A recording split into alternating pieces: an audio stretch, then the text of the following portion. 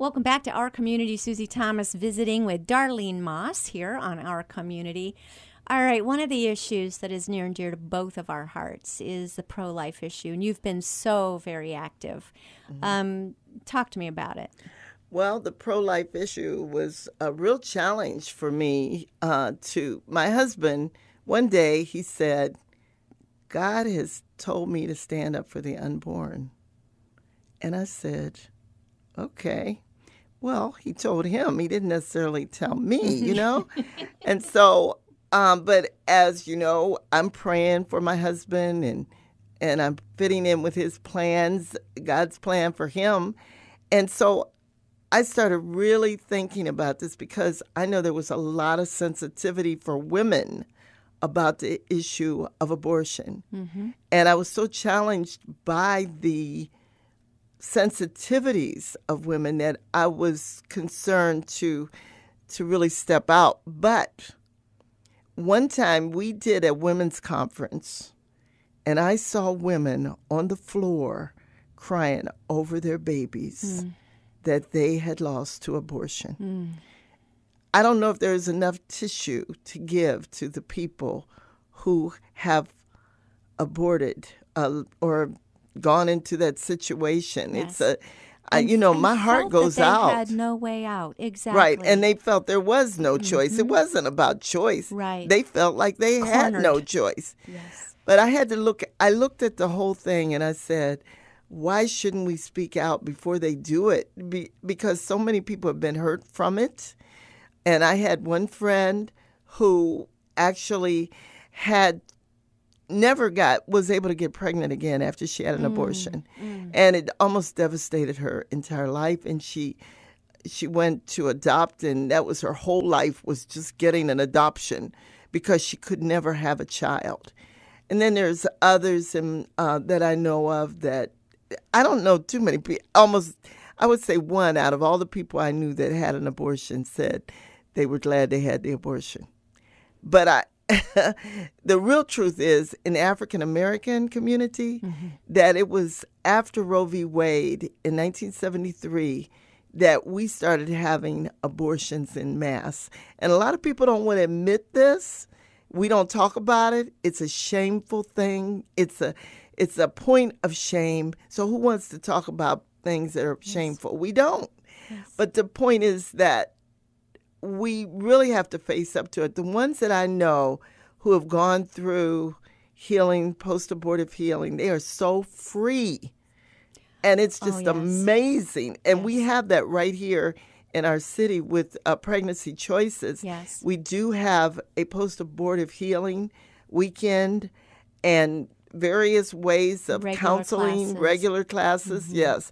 And so I'm so proud of our Pregnancy Choices class and our whole Pregnancy Choices program because it's marvelous. And so we have an opportunity to get healing for women. We have an opportunity for women who choose to have their child, not to abort, and to get the help they need with their child. And that means... Or to place for adoption. Yes, or to place a child for adoption. I'm totally not against the adoption because I see my own, one of my spiritual daughter, she's trying to adopt right now. She has 3 children, but she wants to adopt. Neat. And so they're working on that right now. So very cool. I want to go back to something that you just said after Roe v. Wade with the African American community. Darlene, I have read that actually was what was underlying Margaret Sanger's whole purpose in life, was that there were racist reasons for bringing along Planned Parenthood and all the ramifications that came from it.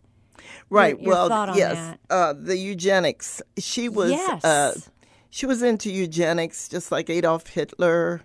Do people realize that that's and a lot of people that agree with abortion, they may unknowingly, they may not be realizing it, but they are into eugenics because they're saying that child can be sacrificed. That child, and we're really into child sacrifice because some of these mills, these abortion mills, actually have child sacrifice ceremonies. And people don't realize, because when we found out that people were dismembering these babies and selling the baby parts. Yes. But so I'm just glad that Iowa just recently said that when the heart is beating, and that can be as early as 18 days, that you cannot abort that child. At that point. But the real truth is a baby is a baby is a baby. Yes. And so I'm just trusting that we will all wake up to this. And, we have to wake up to morality, but Planned Parenthood, and I've heard some of my friends have said, well, you can't throw the baby out with the bathwater. Planned Parenthood does some good things. Well, the real truth is Planned Parenthood is in the sex business. Mm-hmm. Planned Parenthood tests for STDs, and they've been off the charts because Planned Parenthood actually promotes promiscuity. Planned Parenthood promotes all kind of abnormal, perverted sex with young people, starting with Girl Scouts, all from grade school on up. We just have to be realistic about what Planned Parenthood. It is a very bad thing in our community. It is not good. And what I would like to see it replaced with is a real health clinic for individuals and families. That's what I would love to see, that individuals and families can go to a clinic. If the government wants to do something, do that. More of a holistic health clinic that is dealing with not only your physical, but your mental, your emotional, because right now, Planned Parenthood will help you get an abortion and push you out the door, and they don't want to talk to you anymore unless you want to come back and get another abortion. And the truth is, some people have had 5. I even know of one woman had 11 abortions, using abortion as birth control. Planned Parenthood's birth control, even if it's condoms, many times they're low-grade condoms. They have holes in them. They're defective. And the pills. I never will forget, me being a retired school teacher, I had a student who told me she was using condom and birth control pills, and she still got pregnant. Wow. And a lot of people don't believe it, but she did. She's got a baby to show it. Yeah. She did keep the baby, thank God. Mm-hmm. But, this is very serious to me about this defunding Planned Parenthood. Why should we continue to fund to the tune of over $500 million Planned Parenthood, who is killing our Americans? And you know what? Think about it. How many of those 60 million plus babies are not here, nor their children or their children's children? And we wonder why some people are lonely. Do we ever think about if that person had had a baby, that person might have had a friend or a brother or a sister or someone that would have been in their life that would have changed their lives? I've heard such stories that a man that actually saved a baby ended up saving that man years later in life. Wow. This is no joke to me about abortion, folks. Yeah. Abortion is very, very serious.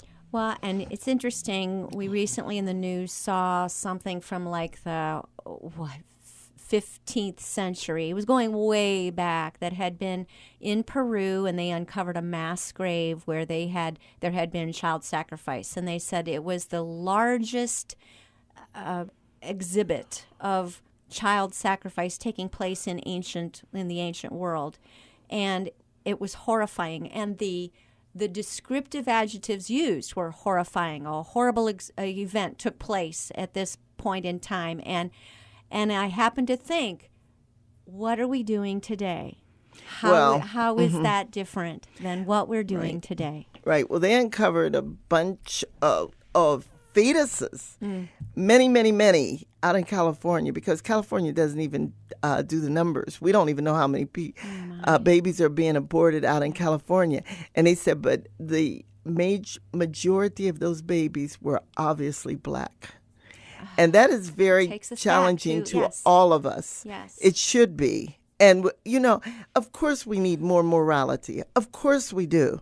We need that. But we also need to realize that we're going to have to do something different than we've been doing if we're going to be treating our fellow man correctly. Black lives matter. Unborn Black lives matter. Yes.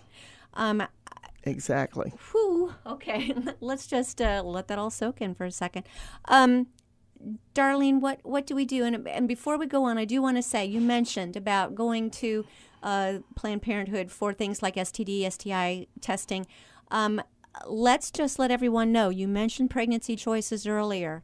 All of those services are available at real clinics of Pregnancy Choices for free. For right, free. without government STD, funding. STI testing, ultrasounds, Right. pregnancy tests, you name it, for free, real clinic, real medical professionals at any of your Pregnancy Choices campuses. Amen. And we're so proud of Pregnancy Choices. Happy to have that. Because we have how many locations now? We 4. have 4 locations. Yes. We're so proud in Massillon, Canton, And now Arlington Road up in Arlington Green Road, Avenue. and we also have the Market Avenue. Cleveland Avenue. Cleveland Avenue. Yeah. So 2 in It started Canton, on that's Market. right. And it moved. Yes. That's right. But it's still great and greater. Yes. So good. Thank you for mentioning that. That was very important. It's very important Well, that you you can get brought all it of up. these, You brought it up. except murdering your child, you can get at at a real healthcare clinic. Yes. So what do we do?